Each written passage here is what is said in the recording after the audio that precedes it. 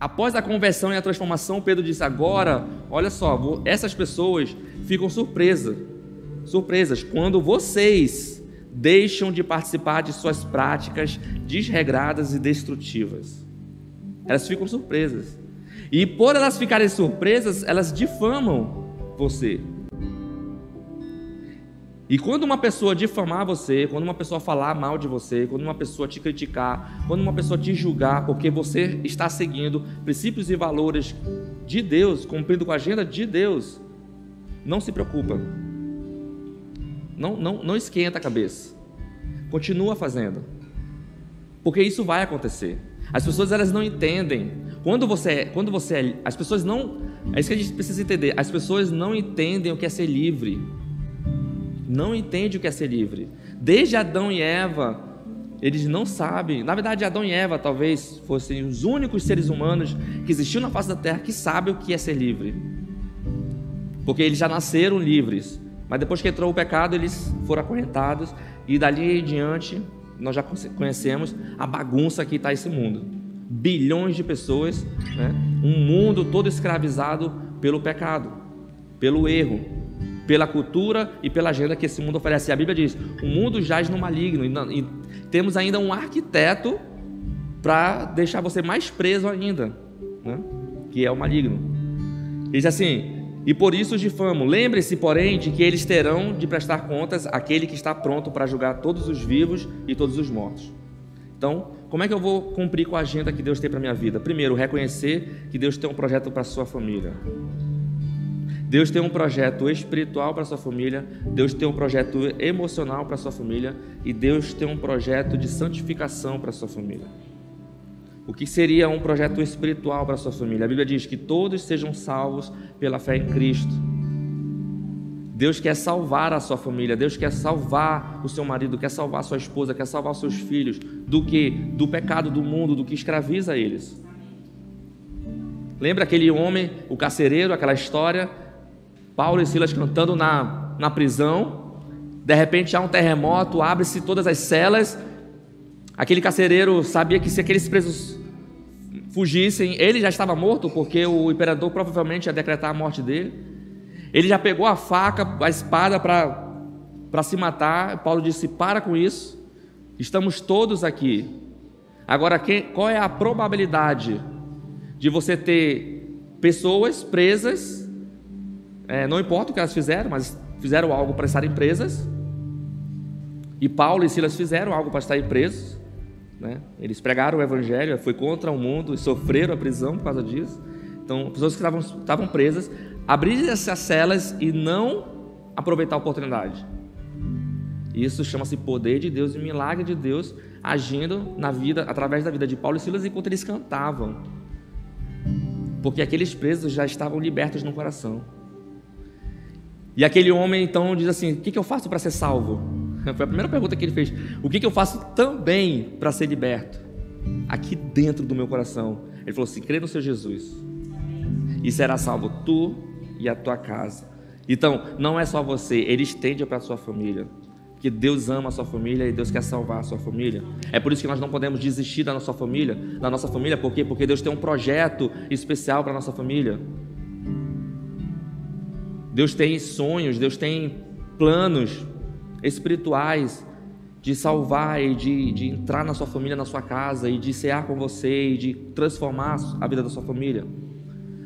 Ele disse também projeto emocional, que todos sejam levados a obedecer os comandos de Cristo. Quando você passa a obedecer a Cristo, você passa por um processo de transformação. O que é transformação? Você passa por um processo de mudança. E a primeira coisa que Deus faz é na sua mente. Ele começa a mudar os teus pensamentos. Antes você pensava de um jeito, agora você pensa de outro. Antes você pensava com a agenda do mundo, agora você pensa com a agenda de Deus. E aí isso se torna visível. As pessoas veem isso.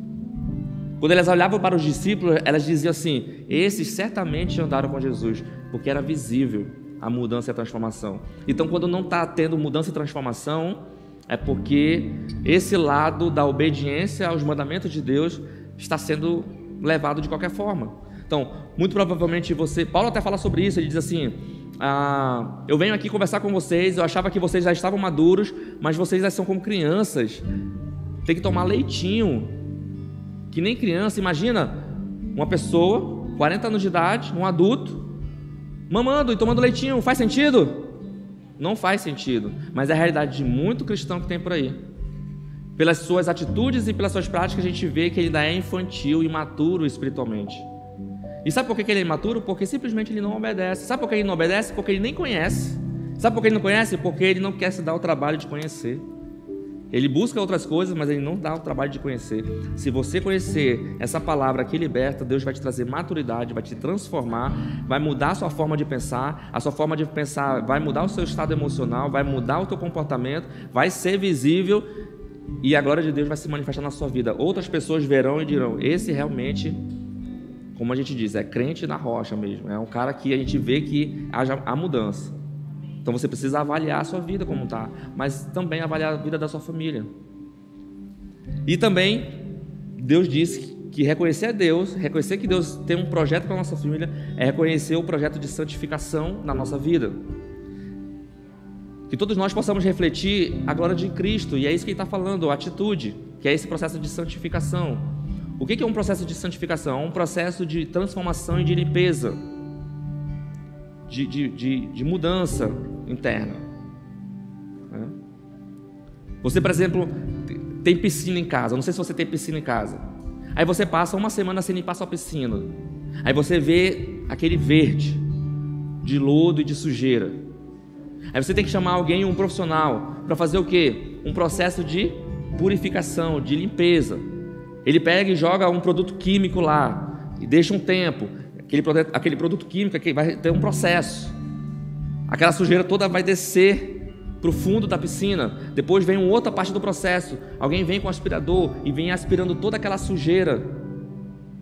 É isso que Deus faz quando você lê a sua palavra, quando você mergulha profundamente nele. Ele começa a jogar porções no seu coração. Fica ali no coração, porque a palavra não volta vazia, então ela fica ali. É um processo de santificação. E há uma luta intensa, porque imagina você sendo na piscina e você diz assim: eu não quero isso, eu não quero. Ao mesmo tempo, não, o Espírito Santo fala no teu coração: não, é importante, você precisa passar por esse processo, é importante você ser limpo. E você diz: não, eu não quero. E aí aquele produto começa a fazer uma mudança, ele começa a fazer um efeito na sua vida. Aquela palavra começa a fazer um efeito na sua vida. Depois vem Deus através do seu Santo Espírito e começa a aspirar toda aquela sujeira e limpando os cômodos, limpando áreas da sua vida que estão sujos, estão secretamente guardados e trancados, porque você sabe que ali tem sujeira, mas você não quer nem ver a sujeira, nem se relacionar com ela e nem limpar, você quer deixar lá. E Deus está dizendo: é preciso haver esse processo de santificação, é preciso você obedecer a Cristo nesse processo. Então as suas convicções, elas vão começar a mudar. Você vai começar a pensar como Deus pensa. Você vai começar a pensar na agenda de Deus. Tudo na nossa vida, gente, é espiritual. Não tem como você negar isso. Então é importante a gente entender que agenda nós estamos. Então